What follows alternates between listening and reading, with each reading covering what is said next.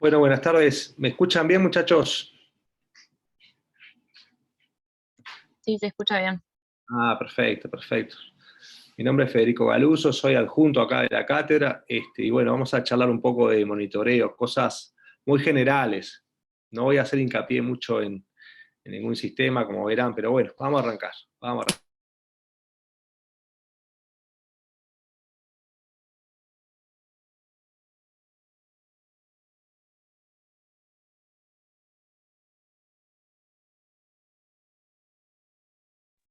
Está silenciado, Federico.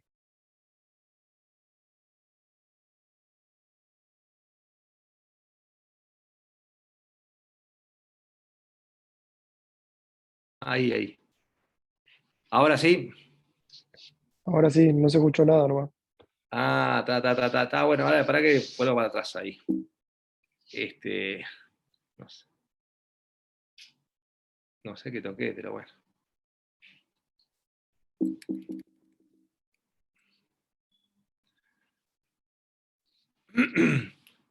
Bueno, no, lo que le decía, que como cosa grande primero, para darse cuenta primero que uno está frente a un paciente que está séptico, digo, por la definición de sepsis 3, paciente que está con una disfunción orgánica múltiple, el score de SOFA, que bueno, que supongo que ya esa cosa la habrán visto, los pacientes de alto riesgo de desarrollar sepsis, como son los posoperatorios, los pacientes inmunodebilitados, los pacientes que están invadidos. Pará. ¿Cómo hago para pasar para atrás acá? Hacé clic derecho arriba de la pantalla. Clic derecho, arriba. No, ahí pasa para adelante. Ahí está. Bueno, le decía, lo de identificar los pacientes es lo más importante, aquellos que presentan factores de riesgo, que son de alto riesgo para desarrollar una sepsis, y que a su vez agregan disfunción cardiovascular, disfunción hemodinámica. Eso se sigue definiendo hoy día por la asistencia de hipoperfusión periférica, fundamentalmente por la clínica, como ven en la imagen, o la necesidad simplemente de tener vasopresores para mantener una presión media. Habitualmente siempre definimos 65, pero bueno, ustedes ya saben que hay salvedades con el paciente que tiene un traumatismo de cráneo grave o el paciente que tiene una hemorragia activa, que nuestro umbral de presión arterial media va a ser menor. ¿Tá?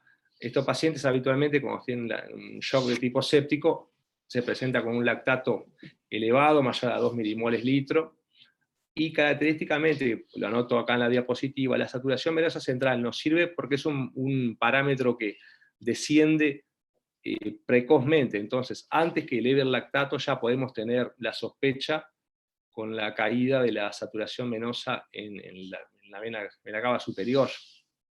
¿Tá? Luego, el valor de la saturación venosa va a estar aumentado cuando la sepsis ya tenga un estado hiperdinámico establecido y nos oriente a ese tipo de diagnóstico. A mí particularmente me gusta, en cuanto a la etiología del shock, dividir pacientes si presenta un gasto cardíaco bajo o gasto cardíaco elevado o normal, de acuerdo simplemente a la clínica. Recordemos que hay solamente 4 tipos de shock, ¿no? Y los que se presentan con bajo gasto cardíaco son el hipovolémico, el cardíaco y el obstructivo. Y del tipo distributivo es normal o elevado, o sea, no hay que ser un genio o estaparse para sospechar que el paciente tiene un compromiso hemodinámico de tipo distributivo. ¿Ah? La clínica acá, vuelvo a recalcarlo, es fundamental. A veces con eso simplemente puede ser suficiente, no necesitándose en primera instancia un sistema de monitoreo específico, aunque si bien podemos llegar a necesitarlo, como por ejemplo para saber la función cardíaca del paciente. En principio no. Bueno, acá yo quería mencionar 2 cositas más. Recalcar conocimiento, que yo sé que tengo claro que la mayoría ya lo saben. El gap arteriovenoso de anhídrido carbónico nos va a hablar de la relación con el gasto cardíaco. Tiene una relación inversa. La saturación en la vena cava superior también tiene una relación con el gasto cardíaco, aunque esta es un poquito más directa. ¿Tá? El 70% siempre se manejó como un objetivo terapéutico, pero también la saturación venosa, como dije antes, nos va a orientar a que el paciente presenta un shock de tipo distributivo. ¿Tá? Pero lo importante es recalcar que ambos parámetros no orientan a la volemia. Y siempre le digo a los que me conocen, saben que me calienta cuando escucho que si el paciente está hipovolémico, le pido un par gasométrico, y me dan ganas de matarlo realmente. ¿Tá? Obviamente, si el gap de CO2 está aumentado, la saturación baja, asumimos que el gasto cardíaco está disminuido, que existe una hipoperfusión periférica. Fenomenal, sí, bárbaro. Si el paciente, a su vez, con los índices dinámicos, sabemos que es un respondedor, definimos que tiene precarga dependencia, le haremos volumen, siempre y cuando nuestro objetivo sea mejorar ese gasto cardíaco, aumentarlo, o sea, revertir la hipoperfusión. Si no, no tiene sentido hacer volumen si no es con ese objetivo. O sea, definir si el paciente tiene precarga dependencia me parece que es una cosa fundamental a la hora de instaurar una terapéutica con volumen. Hoy en día, bueno, los objetivos terapéuticos de monitorear básicamente no han cambiado. Nos manejamos y se acostumbra a manejarse con los mismos, los clínicos habitualmente, como el relleno capilar, la perfusión de la piel, el ritmo diurético, la presión arterial media, el lactato. Si bien todo el mundo le da mucho valor al lactato, hay que recordar que el relleno capilar tiene el igual valor que el lactato, y eso ya está demostrado en el Andrómeda Shock Trial. ¿Tá? Entonces, fundamentalmente, y lo vuelvo a insistir, lo voy a repetir varias veces en estas diapos, el paciente si es respondedor o no al volumen. Y eso hoy día, simplemente con algunos monitores de cabecera, como la foto que pongo del Neon Coden acá, el LifeScope, teniendo monitoreo de presión arterial invasiva, ya te va a marcar la variación de la presión de pulso, la variación de volumen sistólico. ¿Tá? O sea que fácilmente podemos saber que el paciente tiene precarga dependencia, siempre y cuando recordando las limitaciones que las voy a mencionar en una diapo posterior. El índice dinámico, el que elijan, sea la variación de volumen sistólico o la variación de la presión de pulso, con sus umbrales 10 o 13%, vuelvo a insistir, nos van a hablar de la existencia de precarga dependencia, no del estado de la volemia. No que el paciente esté hipovolémico o no. Evalúan la respuesta al volumen, con lo que ya está estudiado y demostrado, con un aumento del gasto cardíaco entre un 10 a un 15%. Nos habla de en qué posición de la curva de Frank-Starling nos encontramos, cómo están esos ventrículos del punto de vista inotrópico, ¿no?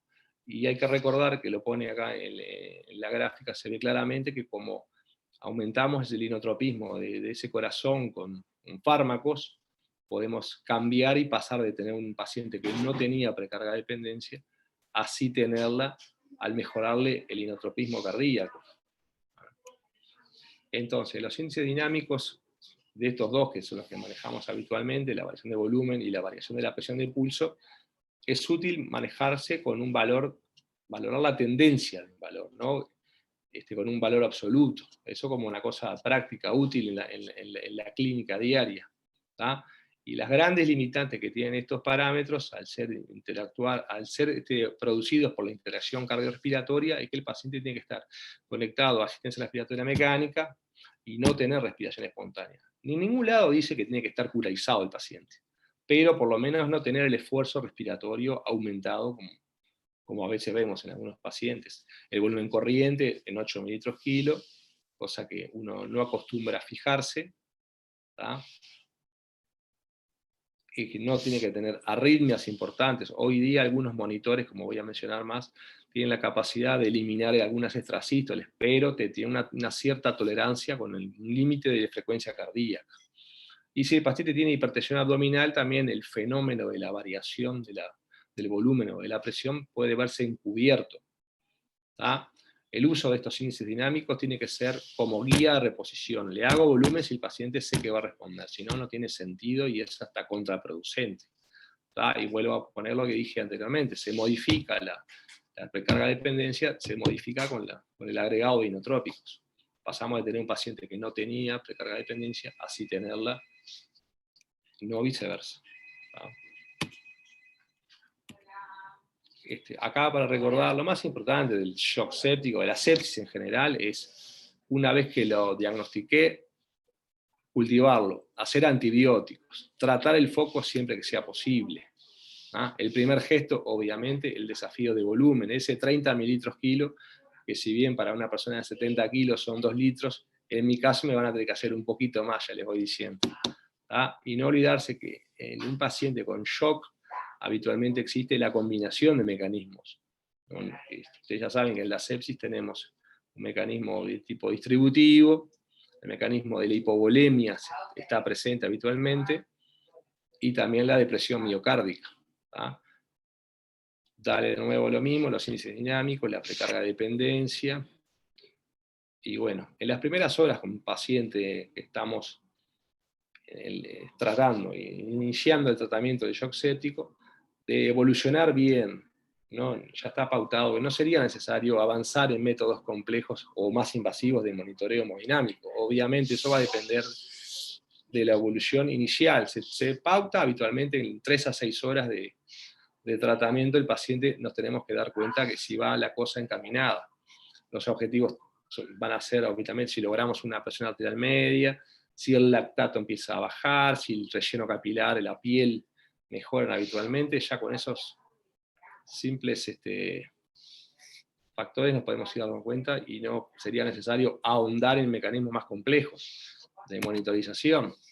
De hecho, esta última recomendaciones que ya tienen unos cuantos años, esto es 2014, nos habla que obviamente si el paciente tiene mala evolución, si persiste con elementos de bajo gasto, en definitiva, o un paciente muy complejo, bueno, sí se acepta, se recomienda avanzar en métodos de monitorización un poquito más complejos, pretender averiguar cosas como el gasto cardíaco, bueno, en algunos casos puntuales las presiones pulmonares, la presión de oclusión de la arteria pulmonar, en esos casos estaría aceptado a pasar a un método de monitorización más complejo. Si no, habitualmente con la práctica diaria se van a dar cuenta que no es una cosa tan estrictamente necesaria.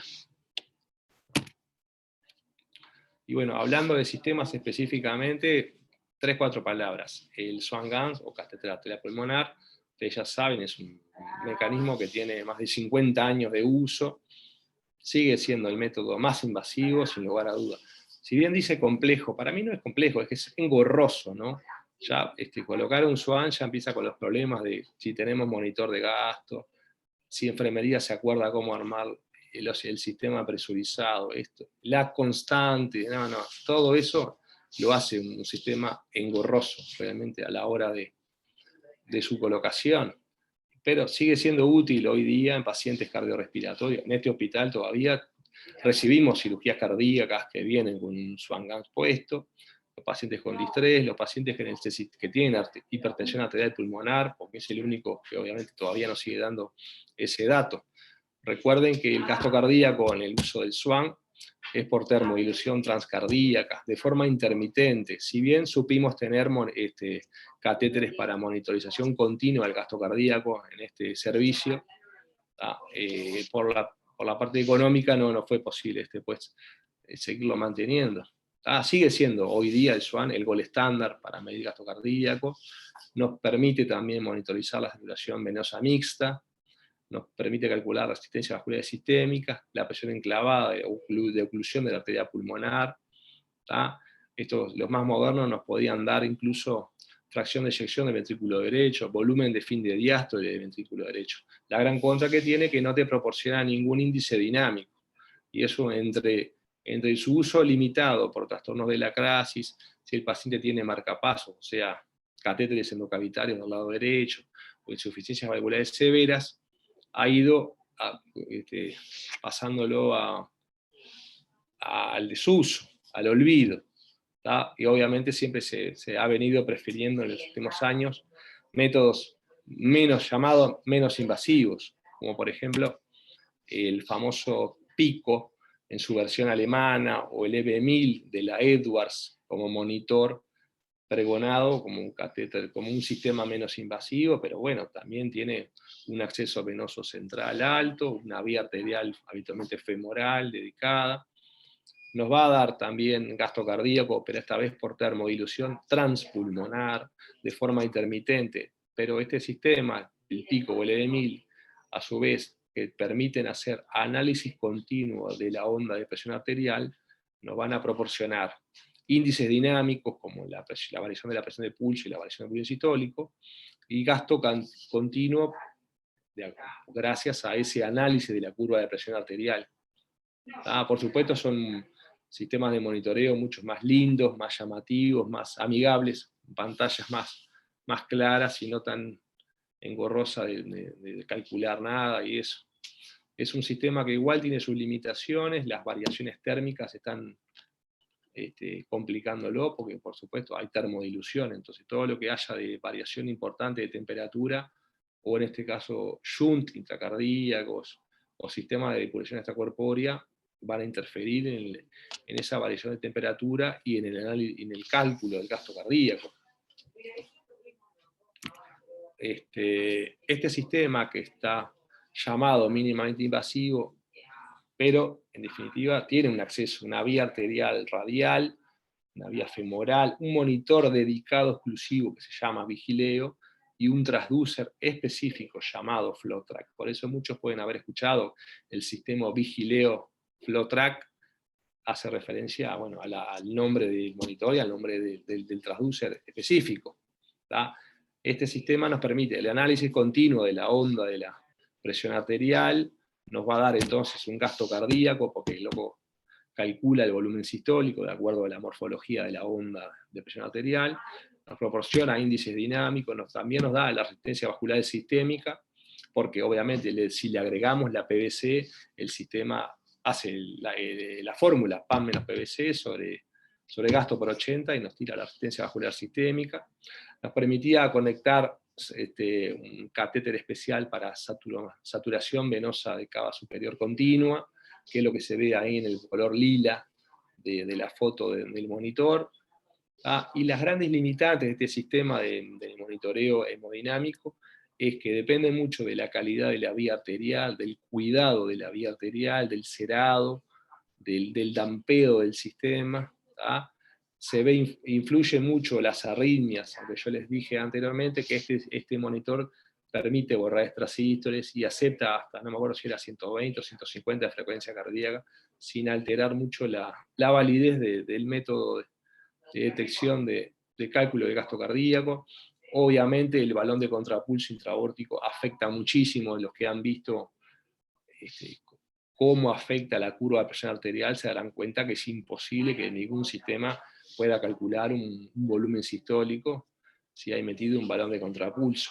Y otra cosa que se le cuestiona mucho a este sistema específicamente es que con altas dosis de vasopresores, la elastancia arterial y toda la información que tiene introducida este monitor para el cálculo de sus fórmulas matemáticas para calcular el volumen sistólico, se veían tremendamente influenciados. Entonces mucha gente le daba poco valor. Eso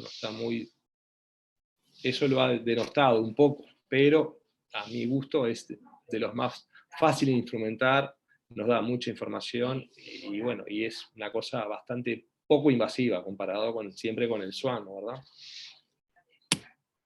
Y bueno, como cosas así, conclusiones grandes, muchachos, cultivos, antibióticos, control del foco cuando se puede, reanimación, bueno, siempre hacemos el desafío de volumen, drogas precoces, noradrenalina de forma precoz. Acuérdense que si usamos precozmente noradrenalina nos lleva a ahorrar volumen, a conseguir un valor de presión arterial media más rápido. Evaluar continuamente, o reiteradamente, mejor, si el paciente tiene precarga de dependencia. En función de eso, hacer o no más volumen. Los objetivos terapéuticos clásicos, no menospreciar el relleno capilar. Recuerden que el relleno, ya sea el unguial o el pulpejo de uno de los dedos de la mano, tiene valor, y es tan o más bueno como el lactato, hoy en día a la hora de guiar una reposición. Y bueno, si el paciente no responde a las medidas iniciales, o es muy compleja su cardiopatía, su usar sistemas más complejos de monitoreo. Eso sí, el que tengamos, el que conozcamos y el que sea menos invasivo va a ser seguramente mejor. Recordando que ningún sistema de monitoreo por sí solo mejora el pronóstico, solo si se acompaña de una terapéutica, de una medida terapéutica comprobada. ¿Estamos? Bueno, y esto es mi parte, muchas gracias. Creo que van a continuar con el doctor Carlos Quiroga. No se olviden este álbum del 77, Animals, el 10º disco de Pink Floyd. Muchas gracias, muchachos.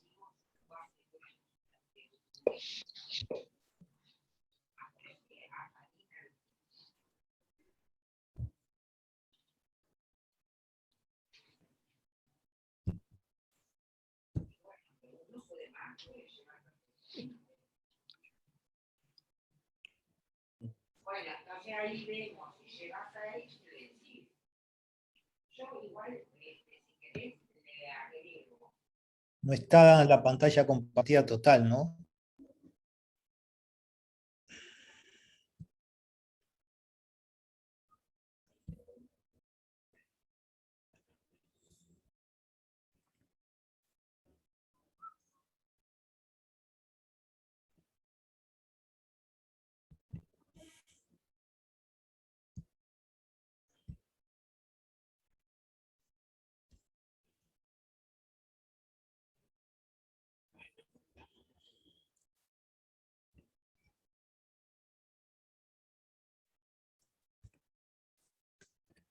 Buenas tardes, ¿me escuchan?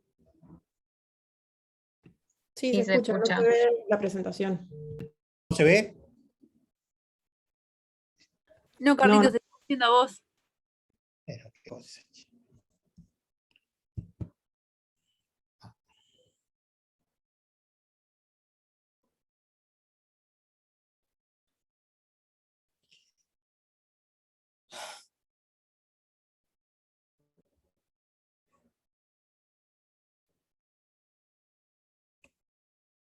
Espera un momentito.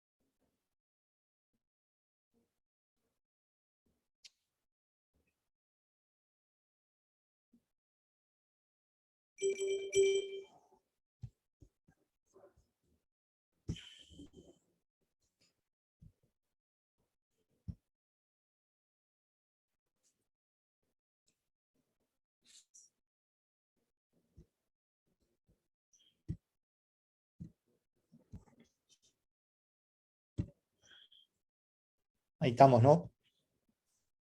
Sí, perfecto. Bueno, esperen que yo tengo que cambiar acá, porque si no, no veo parte de la pantalla.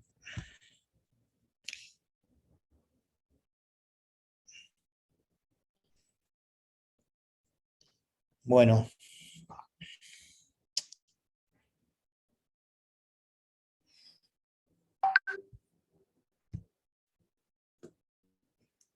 Bueno, para los que no me conocen, mi nombre es Carlos Quiroga y soy coordinador del CTI El Español.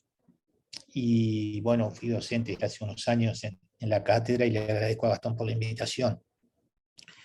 Esta primera diapositiva de comienzo con esa imagen, la idea era ponerla porque se me ocurría pensar que los intensivistas hoy somos muchas cosas y somos expertos en reanimación, o deberíamos serlo por lo menos. Debemos saber hacer muchas maniobras, diferentes tipos. tenemos que tener mucho conocimiento tecnológico. Si ustedes miran la imagen, hay un respirador, hay un hemofiltro, hay monitores, bombas y un ecógrafo. O sea que tenemos que hoy, la realidad es que tenemos que aprender de tecnología y de conocimientos tecnológicos.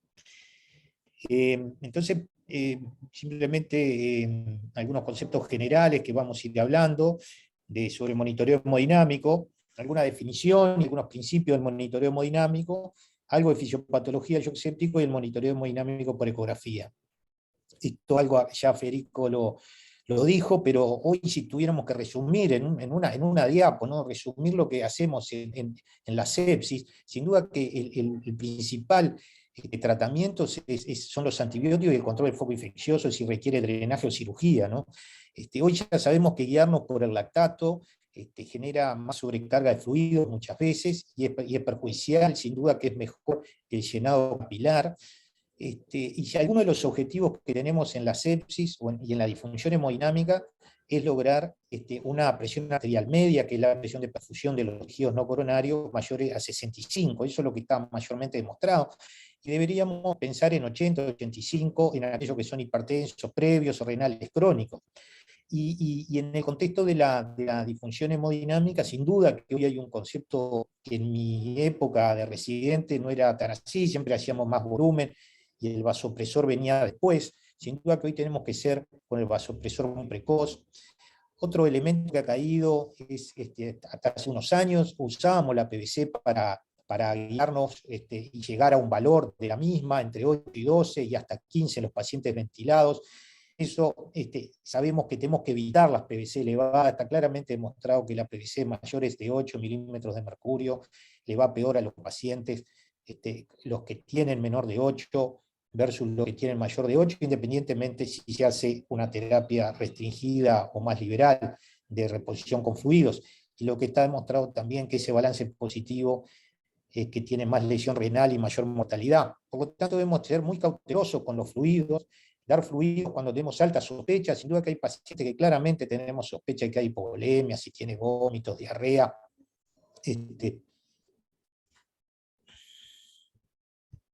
Perdón. Se me fue, ¿no? Sí. Hola. No se ve. Sí.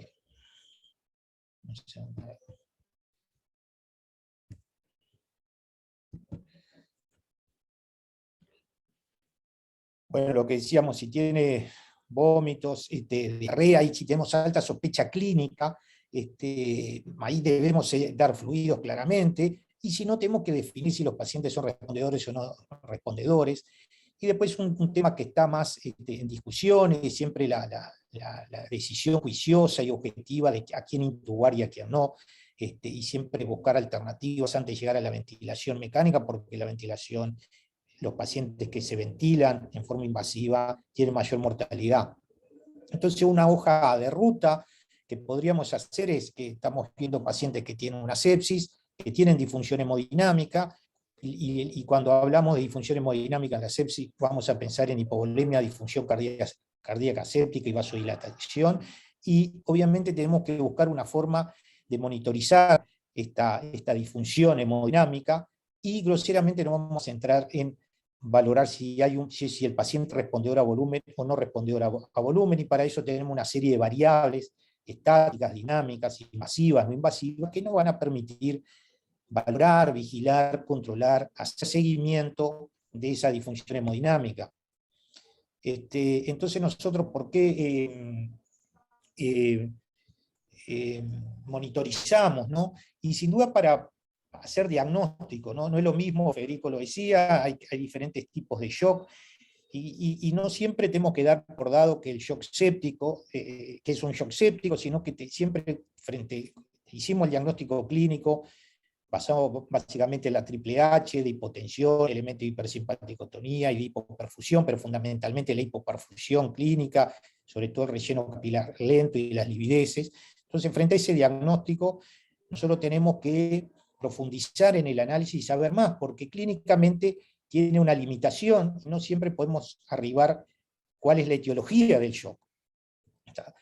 Y ni que hablar que nos permite, como decía Federico, estamos haciendo intervenciones, dar fluidos inotrópicos, y tenemos que estar continuamente reevaluando lo que nosotros estamos haciendo. Hacemos intervenciones y reevaluamos continuamente, porque no hay recetas, no siempre sabemos qué hacer cuando tenemos el valor de una variable, el valor del gasto, la PVC, la saturación venosa, la PAM.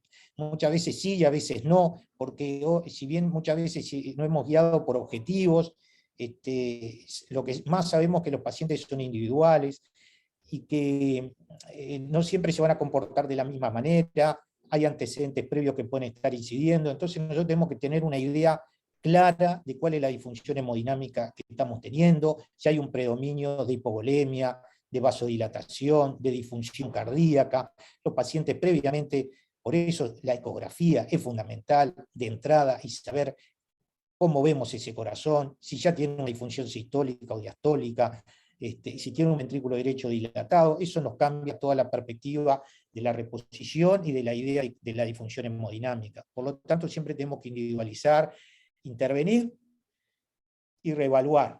Y cada paciente va a tener un comportamiento.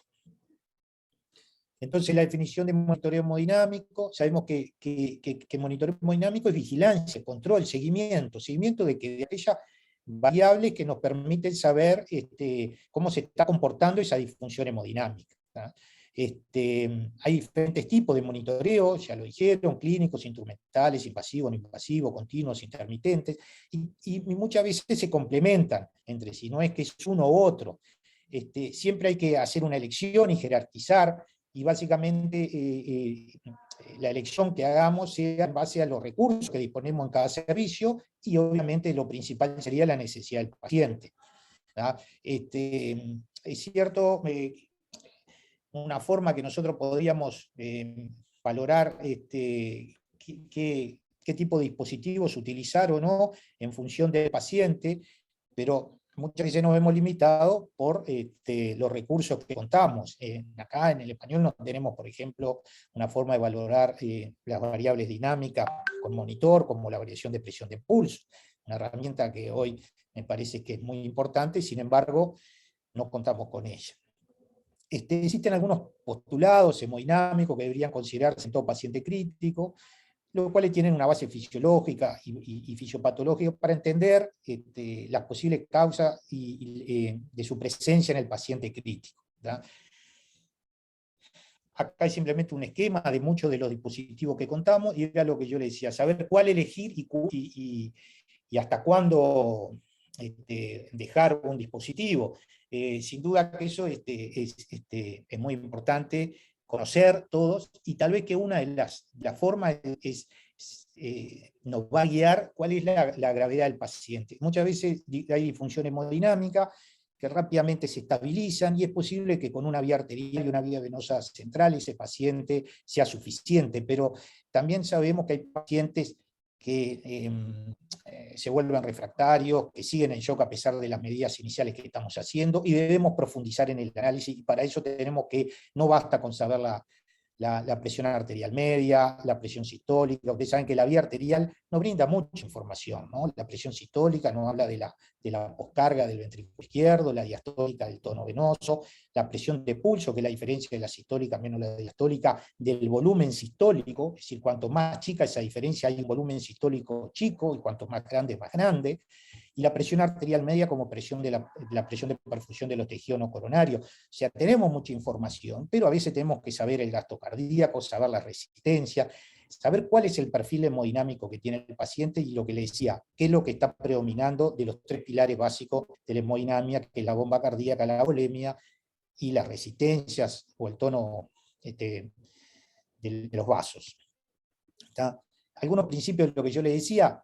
Bueno, la taquicardia es buena, y eso un poco lo sabemos, y de hecho hay estudios que muestran que pacientes que tienen por más de 12 horas taquicardia versus los que no tienen, esos pacientes le va peor, y saber que a veces los pacientes, aunque vengan mejorando y persisten taquicárdicos, es posible que el paciente todavía no esté resuelto, puede ser que sea la última manifestación de la respuesta inflamatoria que tarde en irse en algunos casos, pero también siempre tenemos que pensar de que esto puede estar traducido a algo que no está resuelto. La hipotensión siempre es patológica, bueno, eso es así, y sobre todo en los pacientes críticos, y es parte de esa teoría que yo le decía de definición de shock, si bien no lo define al shock. Pero un paciente que está persistentemente hipotenso va a ir al shock, sobre todo porque hay órganos muy sensibles y va a haber hipoperfusiones regionales que va a haber que van a ser afectadas. Sabemos que una hipotensión se define por una presión sistólica menor de 90 o menor de 40 de la diastólica, una menor de 65, y que uno de los objetivos es, como habíamos visto, subir esa presión arterial cuando está por debajo, sobre todo de 65 milímetros de mercurio. También lo que ya habíamos dicho, que está demostrado que los vasopresores rápidamente instaurados en el shock séptico, esto mejora porque el shock séptico es esencialmente una vasodilatación. La presión venosa central, ya sabemos que como parámetro estático, tanto para guiar la reposición como para hacer diagnóstico de hipovolemia, no nos sirve, no hay un valor de corte que uno pueda decir que el paciente está hipovolémico o no. Lo que sí nos puede servir, y cuando tenemos pocas herramientas de monitoreo, es que si un paciente ya tiene más de 8 milímetros de mercurio, ese paciente probablemente no sea respondedor a volumen, o si tenía menos y le vamos a hacer una carga a medir después, porque si aumentó la PVC más de 5 milímetros de mercurio, pasó de 5 a 10, por ejemplo, ese paciente no debería seguirse continuando con hacer, porque habla de una mala tolerancia, es decir, una PVC mayor de 8 es probable que no esté traduciendo, o ese aumento de pasar de 5 a 8, de que hay una patología cardíaca y que no tolera bien el volumen.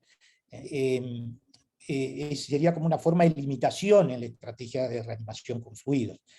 No existe un gasto cardíaco normal, eso es en términos relativos, sabemos que hay un valor normal, que podemos definirlo entre 4 a 6 litros minuto, pero lo más importante es si está adaptado o no a las demandas periféricas, a las demandas de los tejidos periféricos.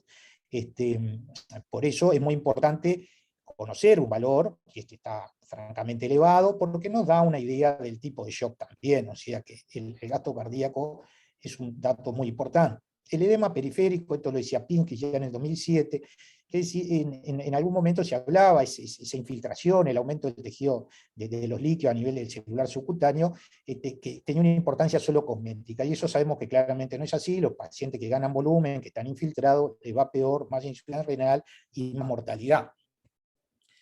Simplemente para decir algo de la relación de gasto cardíaco y PVC, antes le quería decir de la relación de la taquicardia y la hipotensión, que hay una relación de frecuencia cardíaca sobre el índice de shock, que es la taquicardia, que es un indicador muy bueno de mal pronóstico, cuando sobre todo está elevado, hay un índice sistólico, uno diastólico, se puede hacer con la frecuencia cardíaca sobre la presión arterial sistólica, hacia más de 1, ese paciente es un predictor de mala evolución, o con la diastólica cuando es más de 2.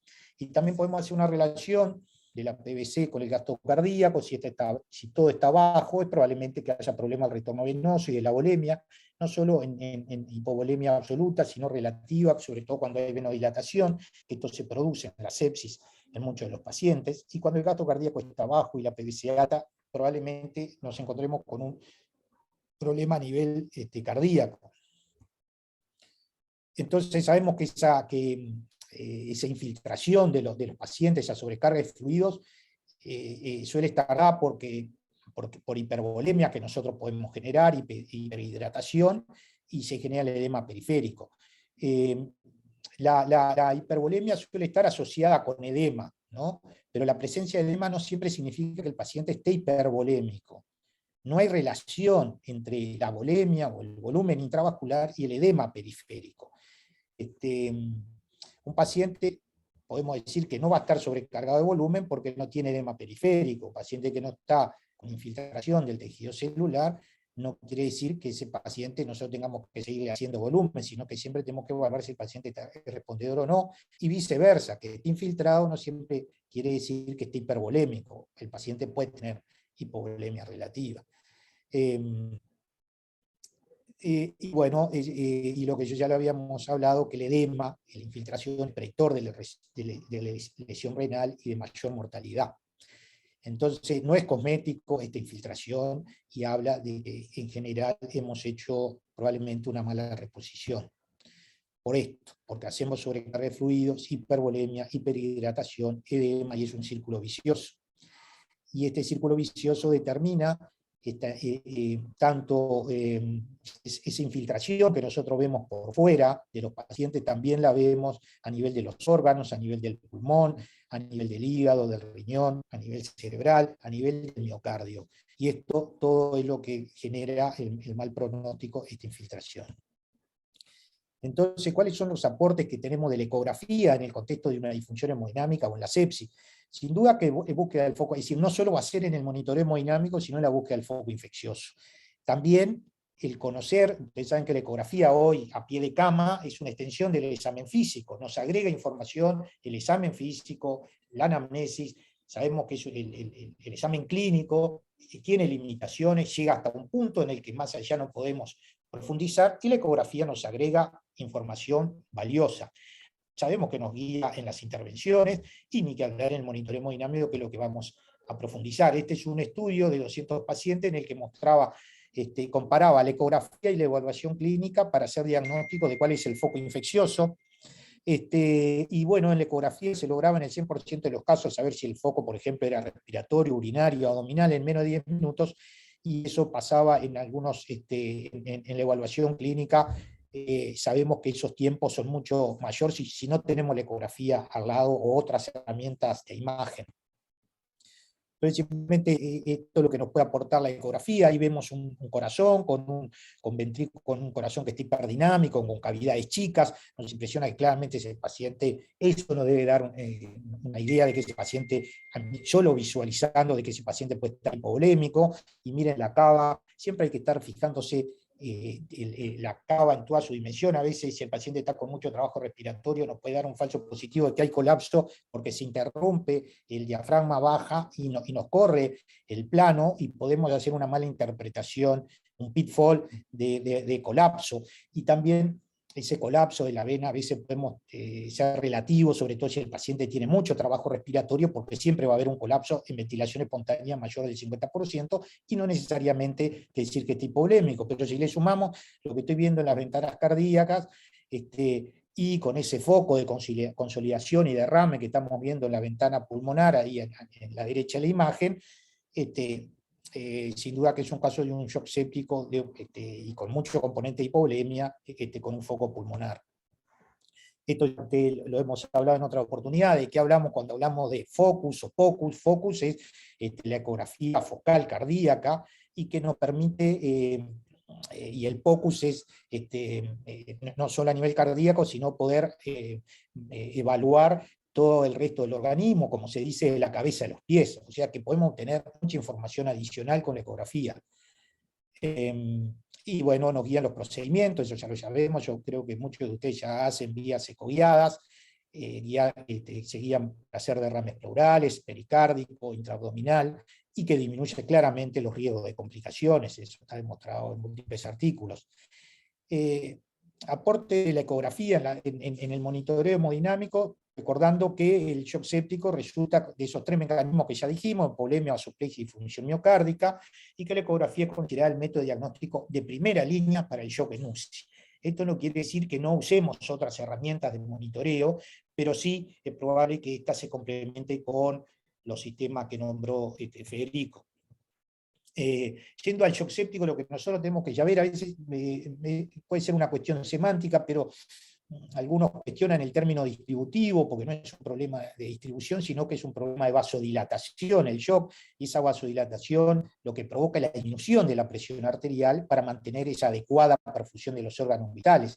La mayoría de las veces la volemia es adecuada, pero la presión es lo que no es suficiente, y ahí es la base de hacer más rápidamente los vasopresores para lograr presión de perfusión, y después reevaluar si es respondedor o no al volumen, y si es respondedor podremos ir bajando la adrenalina.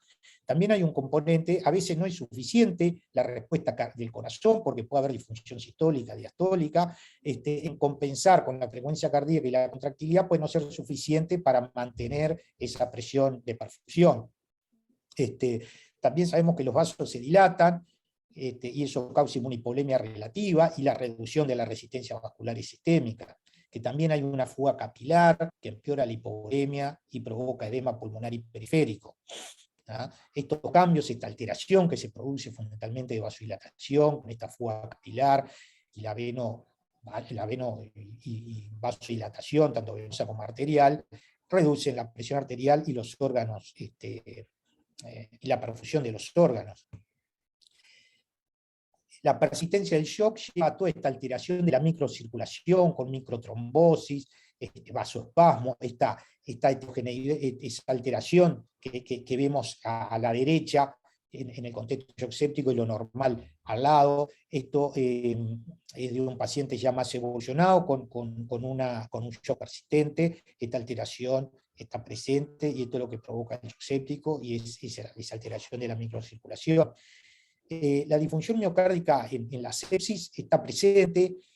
Creo que cada vez se sabe más de la cardiomiopatía séptica, está asociada a sepsis potencialmente reversible en días, menor a 7 días. Algunos dicen que fundamentalmente es diastólica, y algunos dicen que 50 y 50, entre sistólica y diastólica.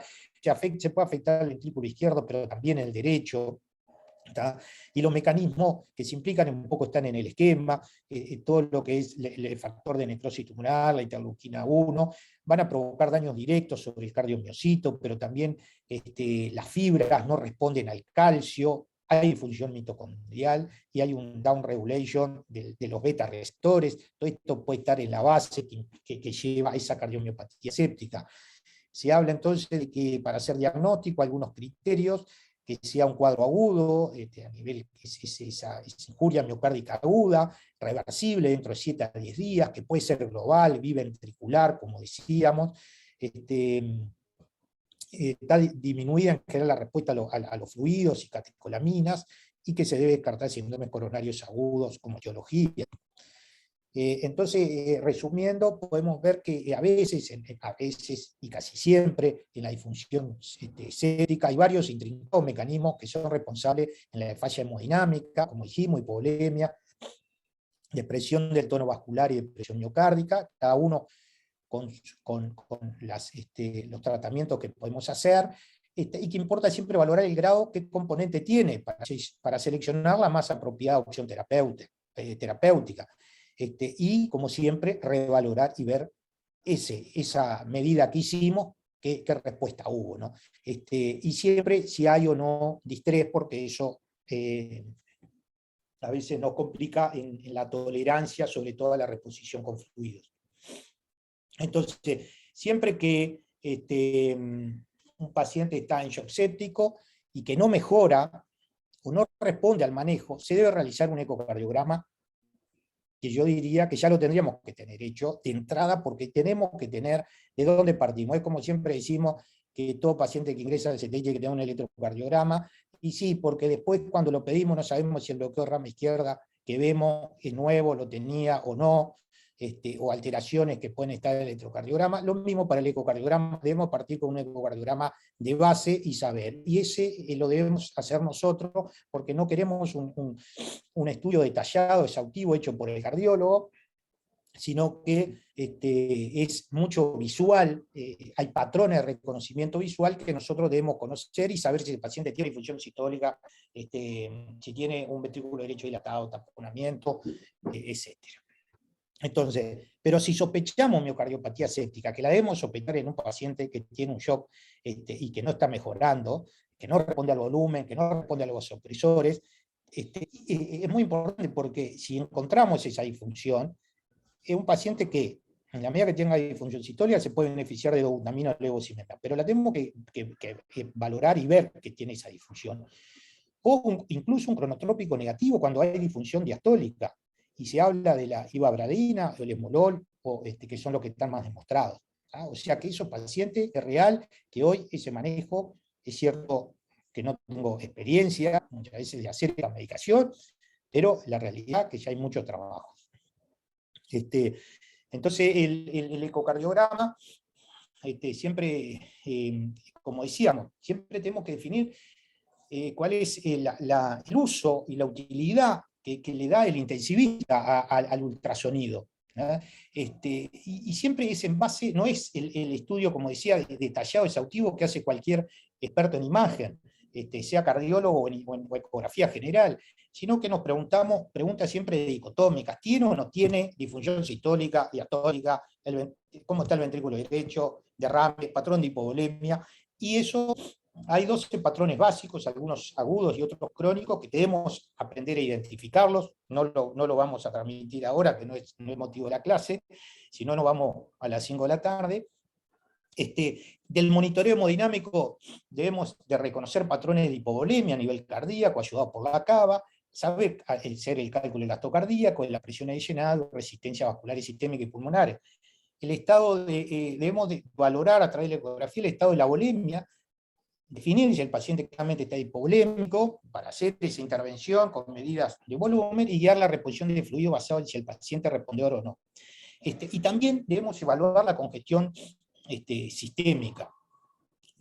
Tanto la congestión a nivel respiratorio, con el manejo de la ecografía pulmonar, y ver si ese paciente tiene un score que nos pueda predecir que tiene una ganancia de volumen de agua extravascular pulmonar elevada, pero también la congestión sistémica, que algo vamos a decir al final. ¿tá? Entonces, por lo tanto, cuando yo analizo un estado de shock en base a la historia clínica, el examen físico, los estudios de laboratorio, se debe acompañar los hallazgos que brinda la ecocardiografía básica. Y debemos siempre hacernos algunas preguntas. Esto corre para la disfunción séptica, pero también para cualquier shock o disfunción hemodinámica. Siempre nos tenemos que estar buscando cuál es la causa que explica esta disfunción hemodinámica, si es una insuficiencia valvular, si hay un taponamiento, si hay un cor pulmonar agudo, o una situación de hipovolemia severa, como podríamos encontrarnos en la sepsis. Si la disfunción hemodinámica es obstructiva, hipovolémica, vasopléjica, cardiogénica, si la estrategia de manejo inicial, cuál elegir, ¿no? La estrategia de manejo inicial más apropiada, por ejemplo, si el paciente necesita vasopresores, inotrópicos, ¿no? Un dispositivo de asistencia ventricular en una cardiopatía dilatada en una etapa avanzada. ¿Cuál es la respuesta al tratamiento instituido? Por ejemplo, el volumen administrado ha sido suficiente durante la etapa de reanimación, los trombolíticos si han sido efectivos, si es que lo hicimos en el contexto de un TEP, porque ahí se reduce la resistencia y el ventrículo derecho a veces mejora la contractilidad y a veces se reduce. Hay una causa adicional que me está explicando la disfunción hemodinámica o una condición preexistente que dificulta el manejo terapéutico, como puede ser una insuficiencia del ventrículo izquierdo previa, un cor pulmonar agudo, un taponamiento o una sepsis, que el paciente aparte tiene una estenosis aórtica. ¿Y cuál ha sido la evolución de estos hallazgos del examen ecocardiográfico realizado en forma repetida durante la estadía? Por ejemplo, ¿mejoró la función sistólica del VI luego de realizar el tratamiento de la sepsis? Lo que hablamos, esa disfunción séptica que es reversible, ¿mejora o no mejora? ¿Presenta mejoría de la función sistólica del VD luego de disminuir? Supónganse que a veces los pacientes no solo tenemos un cor pulmonar agudo vinculado al TEP, sino que a veces la ventilación mecánica, el distrés, la hipertensión pulmonar, pueden determinar un ventrículo derecho dilatado, y muchas veces uno de lo que nosotros realizamos es disminuir la presión positiva, la PIP, y tenemos que evaluar eso. Y si después el paciente en algún momento del ingreso nuestro o posterior requiere un examen ecocardiográfico exhaustivo hecho por el cardiólogo. Entonces, estos se los dejo más para que lo lean después, y groseramente un punteo de las cosas que yo como intensivista debo de saber, qué medir y qué visualizar cuando veo el corazón a través de las diferentes ventanas cardíacas. Entonces, pensando ya en la evaluación de la volemia y de la respuesta a la administración de fluidos, sin duda, como habíamos dicho, la ecografía es el primer paso en la exploración cardiovascular en un paciente en shock para evaluar el tipo de shock, pero también para detectar qué pacientes se van a beneficiar con la administración de fluidos. Sabemos que las variables estáticas de precarga, de presión y volumen no predicen el requerimiento de fluido. No sé si Federico ha repensado si habló algo de eso, pero sabemos que no nos ayudan, como dijimos, la PVC, salvo la precisión que hice de como un valor límite para no seguir haciendo volumen. La curva de Frank-Starling es muy importante porque nos permite evaluar las dos partes de precarga-dependencia y precarga-independencia. Y lo más importante tal vez sea el conocer de que la interacción de corazón-pulmón, ya que nos permite, nos aporta lo que son las variables dinámicas con las medidas de precarga-dependencia y lo que se denomina el monitoreo hemodinámico funcional. La evaluación de la precarga durante los cambios que se producen los cambios que se producen en la precarga cardíaca vinculadas a la respiración o con maniobras externas. ¿Y por qué todo esto? ¿Por qué debemos ser tan obsesivos, sobre todo en valorar cuándo hacer volumen y cuándo no, y si es respondedor o no? Porque la hipovolemia es mala, pero peor es la hipervolemia. Y eso está claramente demostrado en muchos trabajos.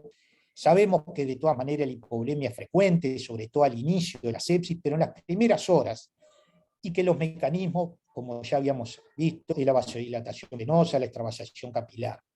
Y la ecografía, sin duda, que permite identificar a los pacientes respondedores a la administración de fluidos. Vieron en esta curva, la hipovolemia, sin duda, que aumenta la mortalidad, y cuando hacemos hipervolemia es como una curva J, que nuevamente sube, y esta mortalidad que se produce con hipervolemia está vinculada a lo que ya dijimos, de todo ese edema que se produce a nivel intersticial de piel, pero sobre todo a nivel de todos los órganos, que producen con más falla renal, también edema pulmonar y aumento de la mortalidad. O sea, debemos ser cuidadosos en la administración de volumen, pero tampoco dejar a un paciente que esté hipovolémico. Entonces, estas preguntas son clásicas. Hoy tenemos que pensar en los fluidos como si fuera una droga, un fármaco. Cuándo comenzar con fluidos, cuándo debemos de parar la infusión de fluidos, cuándo empezar a remover si es que nos pasamos de fluidos, y cuándo detener esa remoción. Algunos mitos, que los pacientes sépticos no siempre están hipovolémicos, y eso es así. Hay algunos pacientes que no van a estar hipovolémicos, y de hecho en el trabajo que ahora vamos a ver, el 57% de los pacientes solo estaban hipovolémicos, y que los pacientes quirúrgicos no siempre están hipovolémicos. Eso también es así. La sepsis no es igual a que exista enormes pérdidas insensibles. A veces pueden estar presentes o a veces no, porque siempre tratamos, esto a qué apunta, siempre tratamos de fundamentar que el paciente esté hipovolémico, porque aumenta de pérdidas insensibles, porque los sépticos están hipovolémicos, los quirúrgicos también, y eso sabemos que es a veces sí y a veces no. Y que el edema periférico no significa que tengamos que dar diuréticos necesariamente. Fundamentalmente si el paciente está teniendo una diuresis espontánea y adecuada. Y una precarga baja no significa que debamos dar líquido en todos los casos. Esto está vinculado sobre todo a las medidas dinámicas, es decir, una medida dinámica que nos dé un valor que nos puede predecir que el paciente está en la etapa de reserva de precarga. Sabemos que tenemos que darle el contexto clínico del paciente, y no siempre es igual a hacer volumen. Las guías no siempre nos dicen, o nos decían, que hay que hacer 30 mililitros kilo en un paciente de inicio, pero por hecho de que el paciente está hipovolémico, eso, como decíamos, siempre hay que tener cuidado, porque esto nos dice siempre un paciente tipo hipotenso con lactato mayor de 4, deberíamos hacer esa medida, instaurar esa medida en el paciente que tiene disfunción hemodinámica o que está hipotenso con lactato mayor de 4. Entonces, algunos conceptos de volemia que tenemos que saber, muy generales. Ustedes saben que el 65%, algunos dicen del 70%, de la volemia se encuentra en el sector venoso, y hay un 70% y del sector venoso diferenciamos el sector de volumen estresado y el volumen no estresado. El 70% es el volumen estresado, que sería el volumen motriz o de fuerza motriz, que es el capaz de generar una presión, que el retorno venoso y que la sangre retorne a la aurícula derecha, y hay un 30% de volumen que no estresado dentro de las venas. Hay un 15% que se encuentra en las arterias, un 5% entre arteriolas y capilares, y hay un 6% que están en las cavidades cardíacas, y cuando el corazón está en diástole sube a 8, y en el pulmón 9. Esto nos da el 100% de la volemia y cómo se distribuye, pero ¿por qué siempre estamos hablando de volumen? Y si ustedes se dan cuenta que sin duda que la mayor parte de la volemia que está en el sector venoso es donde nosotros incidimos con nuestra maniobra.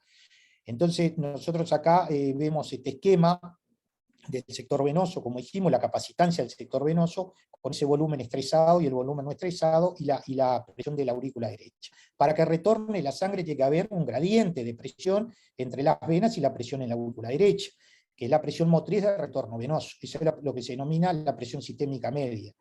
Ustedes se dan cuenta que si disminuye, si venodilata o hay hipovolemia absoluta, eso va a disminuir la presión sistémica médica y va a disminuir el retorno venoso. Pero también puede disminuir el retorno venoso si aumenta la presión en la aurícula derecha, como puede pasar en una disfunción sistólica o diastólica, que me aumentan las presiones de llenado, van hacia atrás y disminuye el retorno venoso. Entonces nosotros nuestra intervención, ¿a dónde van? A la sepsis, con hipovolemia absoluta y relativa, si hay, que es la venodilatación, administramos fluidos para mejorar esa presión sistémica media a nivel directamente en el reservorio venoso, damos volumen. La otra forma de aumentar ese retorno venoso es con vasopresores, en el que vamos a tratar de que el continente y el contenido se acerquen. Si está muy venodilatado, yo con los vasopresores aprieto y logro que mejore la presión sistémica media. Pero si la causa del mayor retorno venoso es porque aumentó la presión en la aurícula derecha, porque hay una disfunción sistólica, el inotrópico va a ser lo más adecuado. Entonces la respuesta a la administración de fluido, otro concepto fisiopatológico, fisiológico que tenemos que conocer, es cuando definimos que un paciente respondió a volumen, es cuando aumenta el volumen sistólico un 10 o 15% del volumen sistólico. Si nosotros, por ejemplo, hacemos una carga de aproximadamente de 500, tendría que aumentar, si el volumen sistólico del paciente es 50, tiene que aumentar a 55, que sería el 10% del volumen sistólico, de lo que la carga que hice. ¿Tá? Y este es un concepto muy importante, que acá estas son dos curvas, una de la curva de Frank-Starling y la curva de distensibilidad o de presión-volumen, en el que si ustedes saben que si yo aumento, hago un incremento de la precarga administrando fluidos, va a aumentar el gasto cardíaco hasta un punto en la parte de reserva de precarga, y luego en la parte de meseta va a disminuir o no va a aumentar ese gasto cardíaco. Y al inicio, cuando hay reserva de precarga, seguramente haya poco aumento de la congestión pulmonar. Pero si yo estoy en la parte de reserva, donde no hay reserva de precarga, va a haber poco incremento del gasto cardíaco, pero puede haber un gran aumento de la congestión pulmonar. Y como ven en la curva azul, hay un pasaje, hay un aumento de la presión, de las presiones de llenado, claramente, que pasan de una presión más baja a una presión más elevada, y que va a ser la que va a provocar la congestión pulmonar.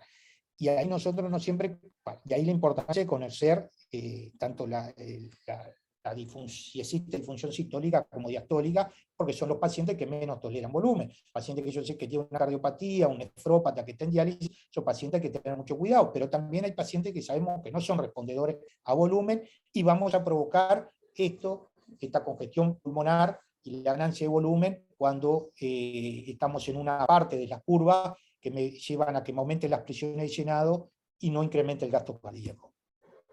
Este es el estudio, en realidad es un derivado de Glenn Hernández, que ustedes saben que en emergencia, de todos los pacientes que ingresan en shock, el 50% va a ser respondedor, pero la disfunción séptica en este estudio, el 57% al ingreso fue solo respondedor, o sea que hay un 40% que no responde a hora cero de inicio de la disfunción hemodinámica de contacto con el sistema de salud, y a las 2 horas solo un 22% de respondedor, y miren a las 8 horas el 3%, o sea que aquello de que el paciente en las 24 o 36 horas responde volumen y era hipovolémico, no es así. Hay pacientes que a las 8 horas prácticamente ninguno responde al volumen. ¿Está? Esto es parte de lo mismo los pacientes que eran respondedores un 100% a la hora cero en otro trabajo, pero a las 2 horas un menos de 40% ya era respondedor, y lo mismo a las 8 horas. O sea que ese paciente que es respondedor hora cero no quiere decir que sea respondedor. Nosotros tenemos mucha tendencia, a veces pasamos la guardia, mirá que este paciente está hipovolémico, bueno, está hipovolémico ayer de mañana, ahora no lo sé, y ya sabemos que a las 8 horas la mayoría no lo están. Y miren, y los que no son respondedores a la hora cero, ¿tá?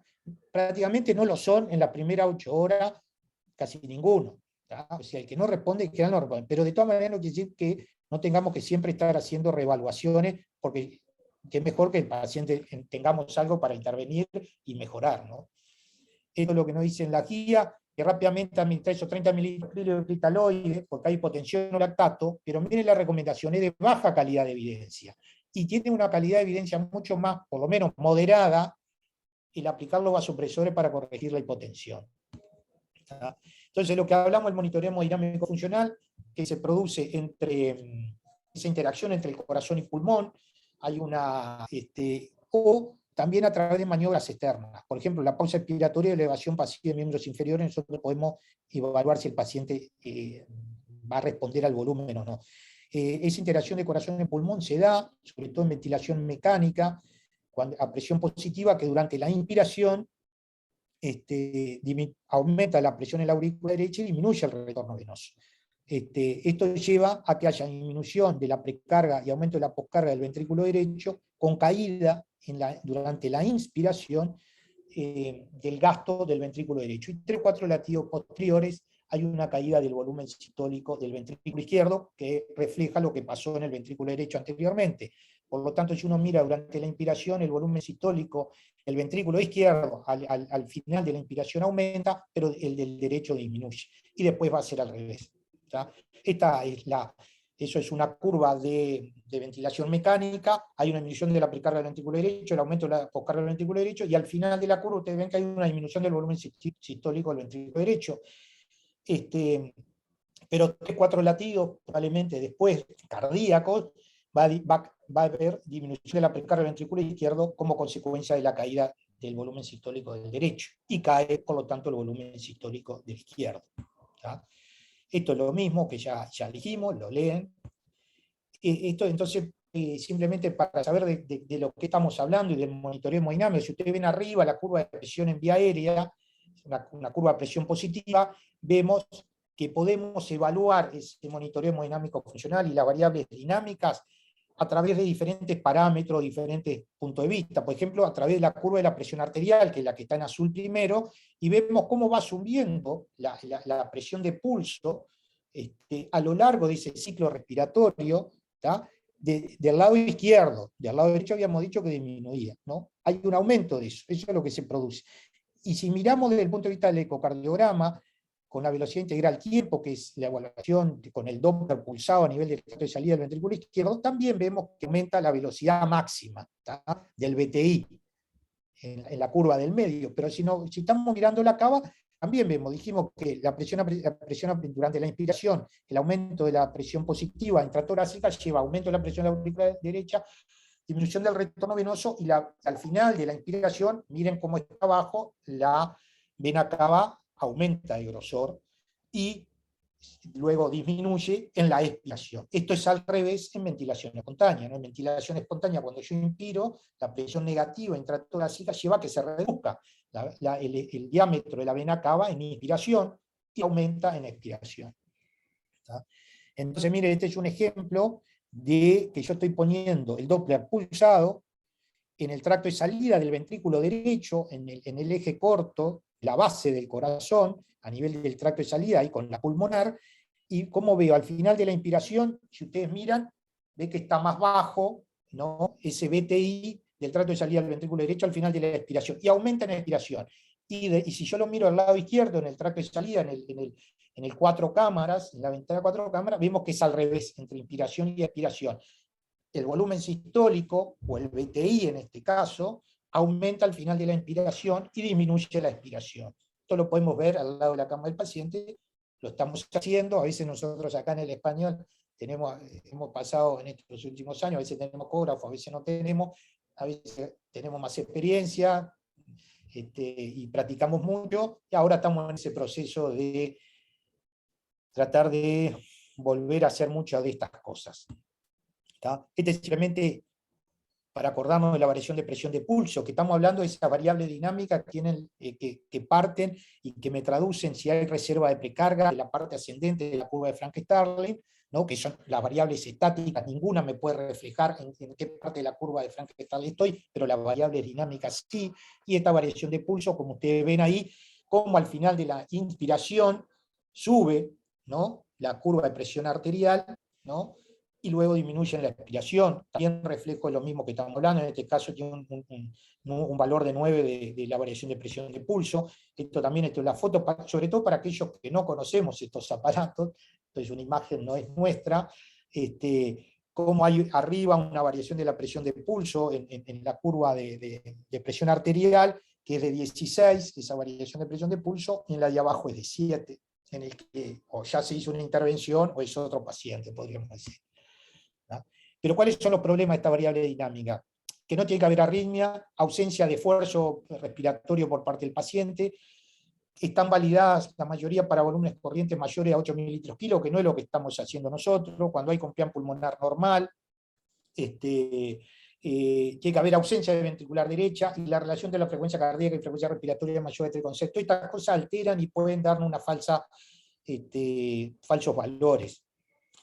Entonces, de la vena cava, esto sí está, que está demostrado, pero con esos criterios de que no hay arritmia, volúmenes corrientes de 8 mililitros kilo, estos son dos trabajos ya viejos, del 2004, en el que ustedes los conocen. Uno es el trabajo de Feisel, y el otro el de Barbier, en el que uno usa el diámetro máximo menos el mínimo sobre el promedio, y el otro el máximo sobre el mínimo sobre el mínimo. Cada uno tiene su valor de corte y su sensibilidad y especificidad diferente. Entonces, recordemos que la cava debemos darle el valor que tiene en el contexto que fue validado en los estudios. Sí, aprovecho para decir algo en la cava en ventilación espontánea. En ventilación espontánea nos guiamos por el colapso, que cuando es más del 50% pensamos que el paciente puede tener hipovolemia. Pero era lo que le decíamos, si el paciente tiene mucho trabajo respiratorio, y si nosotros lo medimos por el diafragma, y el diafragma si tiene un movimiento mayor de 2,5 centímetros, ese paciente es probable que no me esté reflejando, porque la mayoría de los pacientes van a tener un colapso más del 50% por ese esfuerzo respiratorio. Tendremos que valorar de otra manera si el paciente le damos volumen por eso o no, de acuerdo a lo que vimos, si claramente el paciente tiene hipovolemia o no, por alguna causa concreta. Bueno, hay diferentes formas de... Entonces, muchos autores van analizando, buscando otras variables, y se encuentran que acá no la hacemos, pero sé que hay colegas en el mundo que la usan mucho, que entonces dicen, che, si la cava puede tener estas variaciones, ¿qué pasa con la yugular? Y acá, si uno hace en el eje corto, transversal, ¿no? En el que está redondita, no longitudinal de la yugular interna, y hacemos el diámetro máximo menos el diámetro mínimo sobre el diámetro mínimo por 100, con un valor de corte de 18%, no puede estar prediciendo, y sí fue hecho entre 6 y 8 mililitros kilo de volumen corriente, de que le puede faltar el volumen. Y esa la tenemos muy a la mano, nos sale muy bien. A veces con la cava, no todos damos fino en sacar la cava, y tenemos que tener cierta experiencia, porque hay algunos pitfalls que podemos tener con la cava. Antes de hacer las medidas, y eso tenemos que aprender a sacar la cava con una sistematización, y que estemos seguros de qué es la cava y que estamos en el plano correcto. Entonces, ¿qué otra variable dinámica nos aporta para predecir si el paciente le falta volumen o no? La variación respiratoria del flujo aórtico. ¿Me están escuchando? Porque capaz que estoy hablando solo. Se Sí, escucha se bien. escucha. Perfecto, está. Entonces vimos, podemos mirar la cava, podemos mirar la yugular con ecografía y ver la variación, y podemos ver qué está pasando a nivel de trato de salida del ventrículo izquierdo. Entonces, si nosotros vamos al 4 cámara, que vi que está Irina ahí, que hemos practicado, a veces no sale, a veces no sale, en los pacientes críticos, saber que aplicar el 4 cámara hay un porcentaje de pacientes. Ustedes saben que para que salga un buen ecocardiograma depende del paciente, del equipo que tengamos, y de nosotros, que tan expertos estamos en hacer la ecografía. Hay pacientes que son casi imposibles sacar el 4 cámara, entonces hay un porcentaje, algunos hablan de 20, 30% de los pacientes críticos, no siempre podemos sacar esta imagen, ¿no? Pero si la logramos sacar y vemos, habíamos dicho que el volumen sistólico, vieron que es máximo al final de la inspiración, ahí a la curva de la ventilación, y el flujo, el VTI del tracto de salida del ventrículo izquierdo, en el 5 cámaras, perdón, estaba diciendo el 4 cámaras, en el 5 cámaras, que es cuando sale la aorta en el medio de la imagen, y podemos hacer la variación de la velocidad pico sistólica, o sea, medimos la velocidad que sería como esa altura máxima, nos ponemos y la medimos, vamos a medidas y vemos la velocidad máxima de ese flujo, y vemos y hacemos esa fórmula que está al lado, velocidad pico sistólica máxima menos la mínima sobre el promedio de las dos, y si nos da un valor de corte más de 12, capaz que ese paciente necesita volumen, recordando que siempre tenemos que verlo en el contexto del paciente. ¿Tá? Pero también podemos hacer la variación del BTI, vimos la variación de la velocidad de ese flujo que está en el tracto de salida del ventrículo izquierdo. Pero podemos hacer la variación de BTI, ¿tá? Que es la envolvente, el BTI, la integral velocidad-tiempo, esa envolvente la hacemos, y BTI máximo menos BTI mínimo sobre el promedio, también es un valor de corte de 16, y por encima de ese uno diría que le puede faltar volumen. Pero vieron acá que es importante vimos esta medida, decimos, che, este paciente parece respondedor, hago el volumen, y miro de nuevo a ver qué pasa con esa variación del BTI o la variación de la velocidad sistólica máxima. ¿Tá? También esto lo podemos hacer, si miramos el trato de salida del ventrículo izquierdo, podemos mirar el trato de salida del ventrículo derecho, en el eje corto de la base del corazón, que a veces la sacamos esa imagen, a esa ventana, y a veces no, pero si logramos, también podemos hacer lo mismo, la variación del BTI, pero el trato de salida del ventrículo derecho, ¿tá? Con el Doppler pulsado, y vemos esa imagen. Esa imagen, como queda grabado, las mira y la estudian a la imagen. También hay algunos autores, sobre todo Ignacio Monge, que es un español que tiene muy buenos trabajos de monitoreo hemodinámico, se fue a la arteria braquial, o a la cefalia, la basílica sería nuestra, y hace lo mismo, con el pulsado, a nivel, hace un corte longitudinal de la arteria, y hace el mismo índice de ver cómo varía la velocidad pico sistólica de la arteria braquial. Y ahí está la fórmula con ese valor de corte. O sea que son todas formas de valorar lo mismo. Esto es lo mismo, pero en la carótida. ¿Tá? Y podemos hacer todos estos índices para evaluar si ese paciente puede ser respondedor. ¿Tá? Entonces ahora decíamos que todas estas variables se dan en determinados contextos. No hay arritmia, no hay ventilación espontánea, no hay esfuerzo del paciente, hay un volumen corriente que anda más en torno a 8 mililitros kilo, y nos pueden servir todas esas. Pero ¿qué pasa cuando no tenemos? Cuando el paciente tiene arritmia, tiene esfuerzo respiratorio, tiene o tiene un volumen corriente más chico, o está con una confianza disminuida, o hay fascia derecha. Y las tres herramientas que nosotros tenemos es hacer un desafío con volumen de 100 mililitros, de administrar y ver qué pasa, pero con un reper, utilizando un BTI antes, un BTI después, o la velocidad sistólica del tracto de salida, y ver qué pasa antes y después, o si no, podemos hacer la oclusión al final de la expiración durante 15 segundos, o elevar los miembros inferiores, tanto en un paciente que puede estar ventilado o no ventilado. Todo esto son herramientas que nosotros tenemos para pacientes que salen un poco no de lo habitual, porque esto en realidad son los más habituales.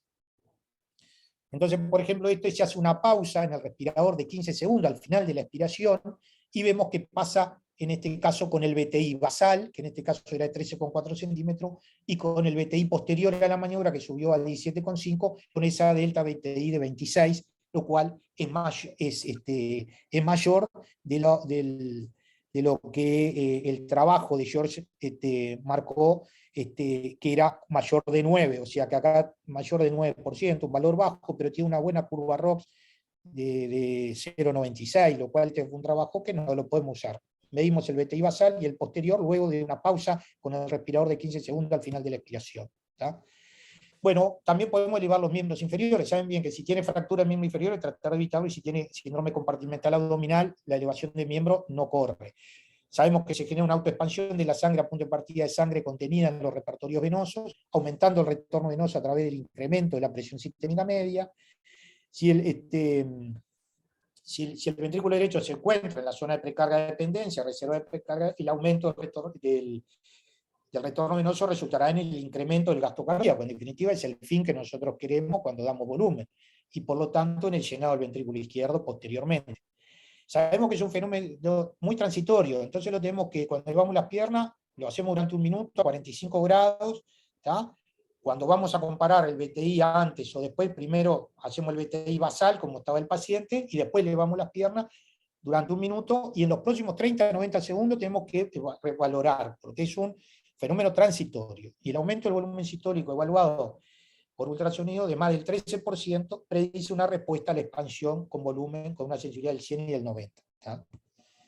Esto sería la maniobra de elevación de miembros. Creo que la usamos poco. Para el valor que tiene, creo que la usamos poco. Creo que tenemos que usarla más, por lo menos en nuestro servicio.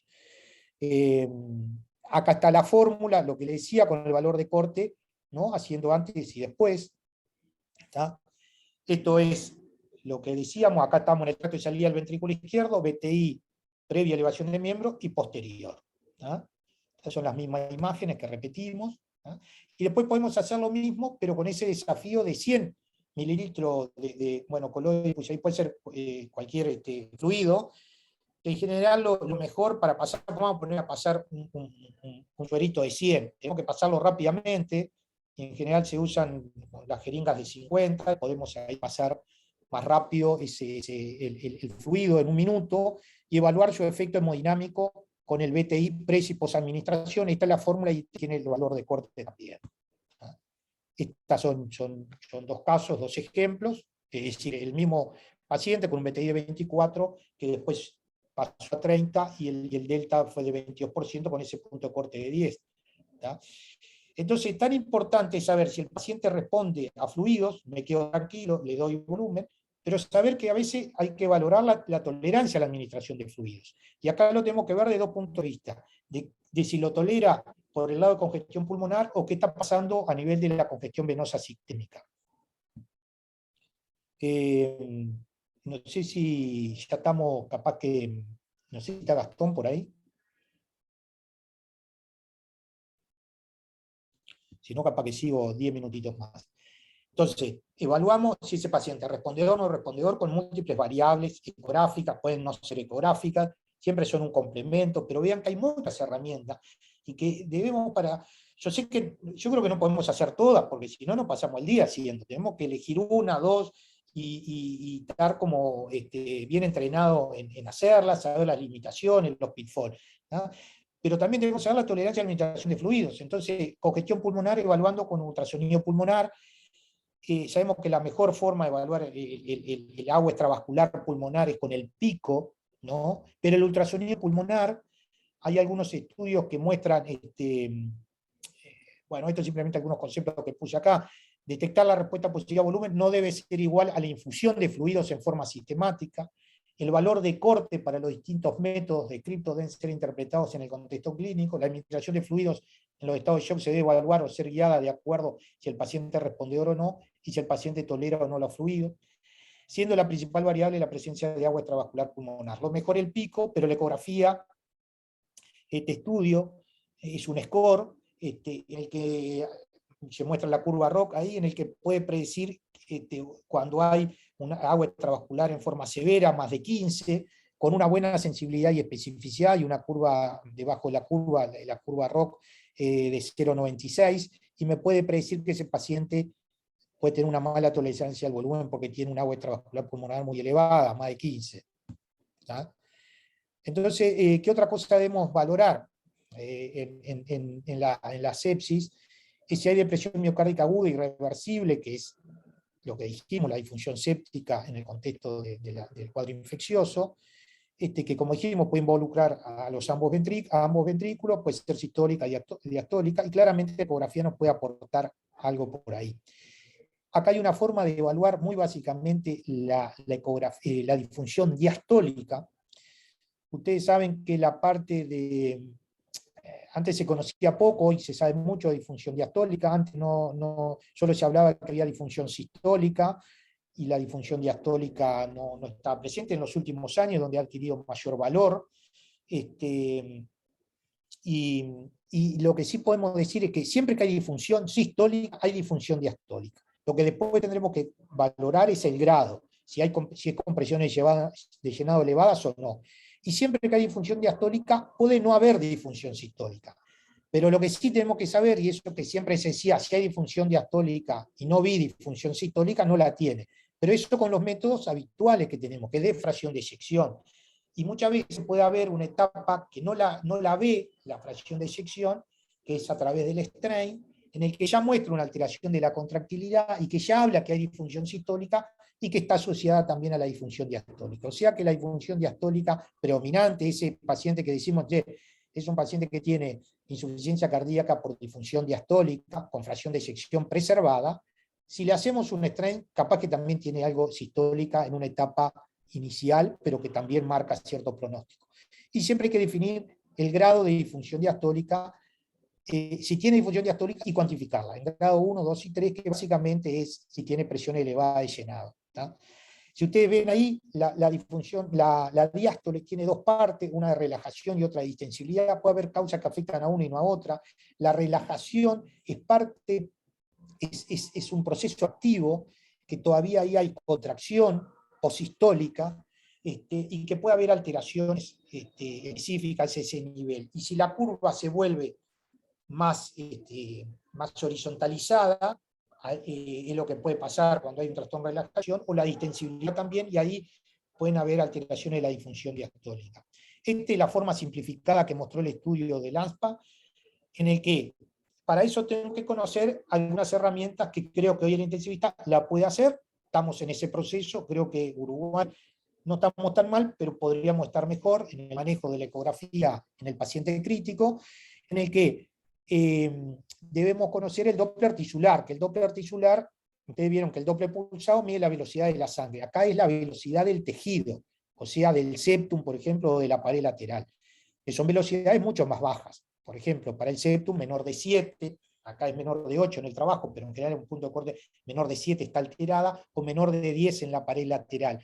La velocidad del movimiento del tejido muscular, ¿tá?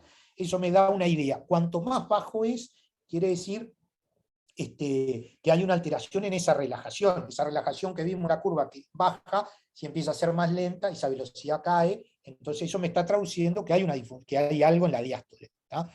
Entonces, yo la hago, es menor de 8, está alterada. Entonces después voy a ver la onda E, esa era se llama onda E prima, la del Doppler tisular, la velocidad del Doppler tisular, que yo lo puedo medir tanto en el septum como en la pared lateral. Si yo la tengo ya baja, menor de 8 en este trabajo, podemos hablar de menor de 7 tal vez, voy a ver qué pasa con la E, no la E prima, la E, que es la E del patrón de llenado, que si es muy alta, si ustedes ven que para que sea un grado 3, que habla que hay presiones de llenado elevadas, más de 13, ya habla de una disfunción diastólica severa, la E y la E prima, que sí que la E tiene que ser muy alta o la E prima muy baja. La E prima baja ya vimos que la tenía porque fue en este esquema el que nos metió en este algoritmo. Y después la velocidad muy alta es cuando entra la sangre. Yo estoy midiendo ahí la velocidad con el pulsado, la velocidad de entrada al ventrículo izquierdo. Entonces, si hay un ventrículo rígido, que no está distensible, que hay una alteración en la relajación, va a haber una velocidad muy rápida, muy alta. Entonces, por lo tanto, esa relación E' va a ser, me va a caer en estos valores. Si es menor o igual a 8, tengo una disfunción diastólica porque vi que la E' del septum era baja, pero es grado 1. Y va a ser grado 3, E' mayor o igual a 13. ¿Tá? Sabemos que la E' es el parámetro más específico de afectación diastólica, muy relacionado con la relajación, probablemente cuantificable, y que sabemos que disminuye con la edad, o sea que con la edad nos vamos poniendo más rígidos. Por eso también es otro elemento que debemos entender. Los pacientes añosos tenemos que saber que van a tolerar menos el volumen, porque en general tienen algún trastorno de disfunción diastólica producto del envejecimiento. ¿Tá? La función sistólica, con esto termino, y dejamos, que creo que Gastón me va a dar media horita otro día, si les parece. Valorar la disfunción sistólica. Dijimos que en la sepsis puede haber disfunción diastólica, pero también disfunción sistólica. Lo más importante para nosotros es la valoración subjetiva, al ojo por ciento, pero la podemos medir en forma objetiva, con el método biplano de Simpson, la fracción de acortamiento, la fracción del cambio fraccional de área en el eje corto a nivel medio ventricular, donde se ven los músculos papilares, con el MAPS, el lateral, septal, la distancia de septum, midiendo el gasto cardíaco y el strain longitudinal, que es lo que yo les dije hace un ratito. Entonces nosotros, ¿qué era lo que nosotros veíamos? Que la evaluación visual cardíaca para nosotros es clave, porque nuestro estudio no es un estudio detallado, exhaustivo, cuantitativo. Eso se lo dejamos para el cardiólogo avisado, el especialista. Nosotros, pero no porque no seamos especialistas en ecocardiografía, no quiere decir que este manejo que nosotros tenemos sea menos importante, porque hay estudios de todo tipo y color que han demostrado la utilidad que tiene un proceso de aprendizaje corto, en el que nosotros podemos aprender a visualizar el corazón mirándolo mucho. ¿Tá? Entonces esta evaluación visual cardíaca, siempre tenemos que, cuando vemos el corazón, en este caso una apical 4 cámaras, ahora va a ir cambiando a otro corte, en este un paraesternal izquierdo eje largo, cada uno con su parte, no podemos detener a qué es lo que vemos, siempre tenemos que primero ver, ¿tiene enfermedad cardíaca preexistente? Entonces, un corazón grande, dilatado, fino, hiperrefringente, que no habrá una cardiopatía dilatada previa, eso sabemos que es viejo, que es persistente de una cardiopatía crónica, una aurícula izquierda grande también, signo de impresión hipertrófico también, y eso ya visualmente lo podemos saber. ¿Tá? Una aurícula derecha grande también, o hay elementos de alteración en las válvulas que tienen, miren ahí, las válvulas son finitas, como trazada a lápiz, la aórtica, cuando la fibrocalcificada del añoso se va quedando gruesa, blanca, hiperrefringente, engrosada, que ya sabemos que potencialmente puede tener ahí, habría que profundizar si realmente tiene una estenosis aórtica. No siempre es igual lo que vemos con la severidad. ¿Tá? Tiene un patrón de hipovolemia severa, que fue el que vimos, ese corazón hiperdinámico, que late mucho, con ventrículos chicos, con un área ahí en el eje corto que la podemos medir, que si es menor de 5,5 centímetros, nos predice también que el paciente puede estar hipovolémico, pero este patrón tiene que ser biventricular, los dos ventrículos chicos. Si el ventrículo derecho está grande, tiene un corpo pulmonar, y el ventrículo nos parece chico, por ahí le falta volumen, pero ya ese patrón ya no es tan predecible de hipovolemia y de lo que puede pasar. El patrón típico, yo lo llevo a un paciente joven, traumatizado, en un shock hipovolémico, vamos a ver ese patrón de hipovolemia severa hiperdinámico, como se dice, el kissing wall, que se besan las paredes, en el que prácticamente con unas cavidades chicas. ¿Tá? Hay elementos de taponamiento cardíaco, ¿no? Esa imagen anecoica que se ve alrededor del ventrículo izquierdo, es mucha, poca, da repercusión del lado derecho. Hay falla ventricular derecha, el corazón derecho está grande, ustedes saben que es hasta 0,6 del ventrículo izquierdo, cuando está igual está moderadamente dilatado, y cuando está mayor al izquierdo está severamente dilatado, y eso será agudo o será crónico. ¿Tá? Tiene una falla ventricular izquierda, y eso ¿cómo lo evalúo? Cómo se acercan las paredes entre sí. Tiene que haber hacia el centro, aproximarse las paredes, en cualquiera de las ventanas. ¿Tá? Y tiene que engrosar. Si ustedes miran, en sístole, cuando se acerca, ahí se está viendo, engruesan las paredes, miren acá, engruesa. Y eso nos va dando una idea de si ese ventrículo si está funcionando bien o no. Hay patología valvular evidente, lo que yo les decía, está engrosado, se abre poco, prácticamente no veo que si yo veo, miren ahí, la válvula aórtica pega contra la pared de la aorta. Cuando está engrosada, apenas abre. Cuando tiene una estenosis aórtica severa, apenas abre. O va a haber un flail de la mitral que sale del plano y va para un lado y para otro. También puedo ver vegetaciones, trombos. ¿No? Este es el patrón de hipovolemia severa que nosotros decíamos, el corazón chico, hiperdinámico, con las dos cavidades chicas, esto es un corte subcostal, ¿no? Acá lo podemos medir con la fracción de acortamiento, la función, que es con el modo M, en el paraesternal eje largo, izquierdo, en el que yo ahí mido fin de diástole sobre fin de sístole, sobre el diámetro diastólico por 100, y ahí me da los valores normales. Eso en general sirve, sobre todo cuando veo un corazón que lo veo que está funcionando bien, como para tener una medida objetiva. Si hay muchas alteraciones sectoriales, una disfunción, probable que esta fracción de acortamiento nos sirva poco. ¿Tá? El MAPS sí lo usamos, acuérdense que el modo M a nivel de la pared lateral del ventrículo izquierdo, o a nivel del septum, en la ventana apical 4 cámaras, y vemos esa montañita que se forma en el M, que es, acuérdense que el M es el modo a nivel de una línea, y yo veo que pasa en el tiempo sobre eso que está cortando, y veo que el plano del anillo mitral se desplaza con la sístole, y vuelve a disminuir, y por lo tanto yo veo en el tiempo esa imagen como de montaña que sube y baja. ¿Tá? Entonces, para evaluar la función sistólica dijimos que tiene que haber un engrosamiento del 50% de las paredes, lo normal, y aproximarse su pared por lo menos un 50% para definir cómo está la función sistólica de forma visual, al ojo por ciento. Entonces, a ver, vamos a poner acá el ojo por ciento. Bueno, este es un estudio que demuestra que con un entrenamiento corto, un trabajo ya viejo de Moore del 2002, que médico emergencista con cardiólogo avisado, y había una buena correlación luego de un entrenamiento básico para decir que tiene una FEDI severamente disminuida y coincidía con lo que decía el cardiólogo, el ecocardiografista. ¿Tá? Entonces, simplemente para terminar acá, si alguien no está durmiendo y quiere decir si le parece que cómo está la función sistólica, si no, siempre lo decíamos lo visual, lo primero que digo, hay alguna patología preexistente, acá no estamos con todo el 4 cámaras, o sea que no puedo decir, pero no parece que estuvieran muy dilatado, que no parece dilatado, no parece muy engrosado, y veo que las paredes se acercan entre sí, se engruesan. Yo creo que si yo tengo que decir que la función sistólica del ventrículo está normal. ¿Tá?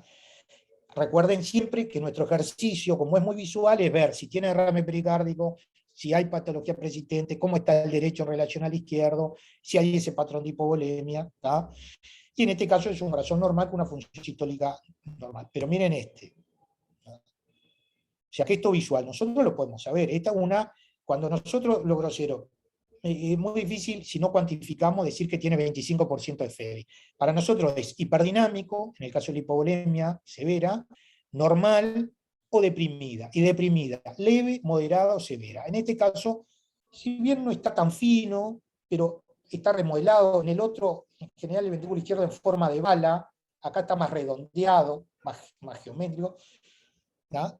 Y se aproximan poco las cavidades. Esto tiene una depresión, está deprimida la FEBI en forma severa, menos del 30%. Si uno tira un 25%, seguramente no le da. Aunque miramos con el Simpson, cuantificar la medida. Pero estos son los patrones de reconocimiento que nosotros tenemos que empezar a tener. ¿Tá? Y miren uno y otro. ¿Tá? Y tenemos que empezar a hacer el ojo por ciento para saber esta forma. ¿Tá? Y debemos estar seguros con lo que vemos. Porque vamos a tomar decisiones en esto, porque si yo hago esto, me parece que tiene disfunción sistólica el de la derecha, pero llamo al cardiólogo del centro que venga a repetirlo para ver si estoy seguro, la verdad que no. Otra cosa es ver que me parece que tiene una CIA o una estenosis aórtica severa, o confirmar claramente la vegetación o un trombo, capaz que ahí llamo para que tenga valor, y sobre todo si voy a llamar al cirujano para que opere la endocarditis o que vea una insuficiencia mitral, porque necesito capaz como el apoyo del experto. Pero para decir que tiene una disfunción sistólica se puede aprender. La disfunción sistólica se puede aprender. Que tenga el derrame y si está comprimiendo la cavidad derecha también. Y eso es visual, y si tiene un cor pulmonar agudo en el contexto de un TEP también. ¿Y por qué son importantes esos patrones? Porque son los que son enfermedades cardíacas que son tiempo dependientes, en el que yo ya tengo que hacer una intervención. Si tengo un cor pulmonar agudo, en el que, como dijimos, puede ser por TEP, pero en el contexto de la sepsis, puede ser por la disfunción cardíaca sepsia, pero puede ser por la ventilación, capaz yo le tengo que poner a ese paciente en prono para disminuir la hipertensión pulmonar y mejorar ese ventrículo derecho que está alterado producto de la ventilación, pero yo tengo que llegar a esa conclusión y tengo que haber visto que ese ventrículo derecho está alterado para que mejore, y de hecho hay casos que uno ha visto que mejora esa, pero yo tengo que tomar una conducta ya, no puedo esperar que venga y ni que hablar. Ojalá que era un cardiólogo persistentemente, pero eso no es viable, sabemos que no es así, y creo que tenemos que asumir el rol como intensivista. ¿Tá? Bueno, yo dejaría por acá, y si Gastón me da media hora más para la próxima, me gustaría ver el cálculo del volumen sistólico y la congestión venosa. No sé si tienen alguna pregunta, alguna duda que se pueda ir respondiendo ahora. Capaz que sé que es un poco largo, mucha información, pero si uno tiene que concluir, es saber, en un shock séptico, tenemos que tener esos conocimientos del riesgo de que quede hipovolémico, pero el riesgo de hipervolemia. Por lo tanto, tenemos que ser cautos con el volumen. Para eso tenemos que definir si es respondedor o no respondedor. Y para eso tenemos que apoyar en variables dinámicas, con ecografía o otras. y tenemos que hacer la intervención y controlar. ¿Tá?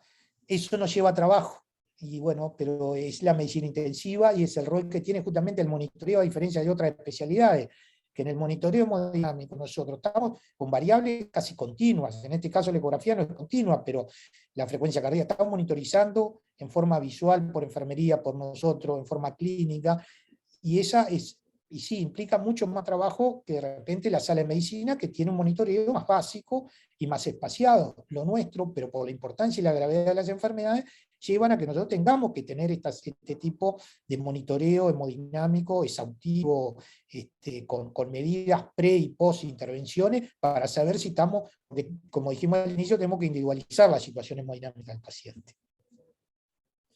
Bueno, esto es todo, y lo dejo con esto. Con este cálculo del gasto cardíaco, como última diapo, que me gustaría profundizar un poquito en una próxima, si es que tengo el aval del profesor Burgui. Que no sé si está por ahí, te está dando informes. ¿Preguntas? ¿El doctor Isper? Muy bueno, Carlito. Se durmió el doctor. No, no, estamos despiertos. Bueno, ¿les parece? Entonces dejamos por acá, y yo había hablado con Gastón hoy que probablemente tengamos una segunda parte más corta, media hora. Quedarán 15 días. ¿Tá? Así que nos despedimos y nos vemos la próxima. Dale, Carlitos, gracias. Bueno. Chao, Chao. gracias.